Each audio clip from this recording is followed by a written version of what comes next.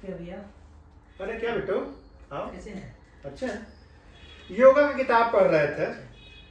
भैया मेरे मन में मतलब इधर एक दो दिन से विचार चल रही है कि आखिर मतलब बंगाल में जो राजनीति जो हो रहा है उसके रिलेटेड कुछ क्वेश्चन है। अच्छा, बंगाल में जो ममता बनर्जी हाँ, और बीजेपी की अभी जीत हुई है, हाँ भैया, उसके बारे में तो पूछना चाहते जी। हैं, पूछो।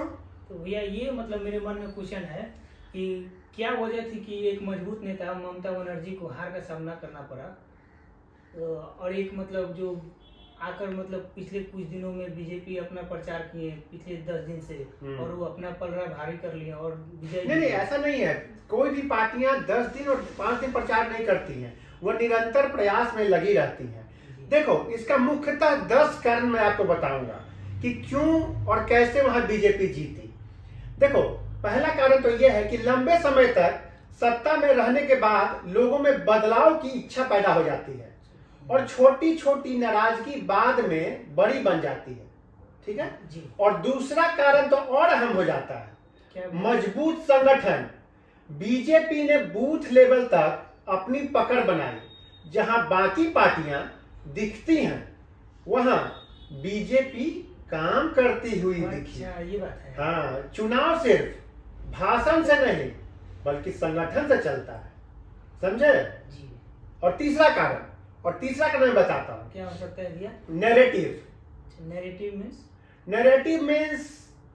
नैरेटिव की लड़ाई। अच्छा। एक तरफ पुरानी सरकार, दूसरी तरफ नया विकल्प। एक तरफ ममता बनर्जी की सरकार और दूसरी तरफ नया विकल्प में बीजेपी। अच्छा। लोगों को बदलाव का सपना दिखाया गया। ठीक है, तो कितना कारण होगा? 3 कारण बता दिए। चौथा कारण है ध्रुवीकरण। ध्रुवीकरण पहचान और भावनाओं के आधार पर वोटिंग में भी बड़ा रोल निभाया, लेकिन सिर्फ भावना ही नहीं, चेहरे भी असर डालते हैं।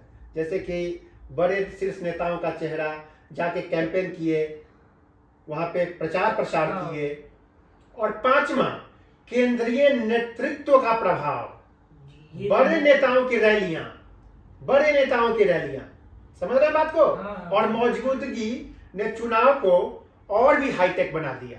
तो भैया छठा क्या होगा? छठा में कह सकते हो कि योजनाओं की धारणा। योजनाएं थी, बंगाल में योजनाएं थी, लेकिन लोगों तक उसका कितना असर पहुंचा, इस पर सवाल उठे। सातवां कारण मैं बताना चाहता हूं, स्थानीय नेताओं पर सवाल, निचले स्तर पर भ्रष्टाचार। समझ रहे हो? हाँ। स्थानीय नेताओं पर सवाल, निचले स्तर पर भ्रष्टाचार या असंतोष ऊपर तक असर डालती है। जी भैया, तो 8 क्या होगा? आठवां कारण है युवा मतदाता। सबसे इंपॉर्टेंट, युवा मतदाता, नई पीढ़ी बदलाव चाहती है और अक्सर नए नैरेटिव सेट करती है। समझ रहे हो? जी। युवा सिर्फ वोट नहीं देते, दिशा भी तय करते हैं। वो कहते हैं ना कि जिस ओर जवानी चलती है उस ओर जमाना चलता है। समझ रहे हो? और 9वां कारण, डिजिटल कैंपेन। सोशल मीडिया पर आज के चुनाव का सबसे बड़ा हथियार बन चुकी है social campaign. Facebook, Twitter, Instagram, YouTube, समझ रहे हो ना, सोशल कैंपेन। और 10वां कारण है वोट का बंटवारा। जहां वोट का बंटवारा हुआ, वहां पर बीजेपी को सब लोगों ने एकजुट होकर वोट दिया। जहां विपक्ष बटा, वहां बीजेपी को मौका मिल गया। तो ये मुख्य 10 कारण थे। आज का वीडियो आपको कैसा लगा?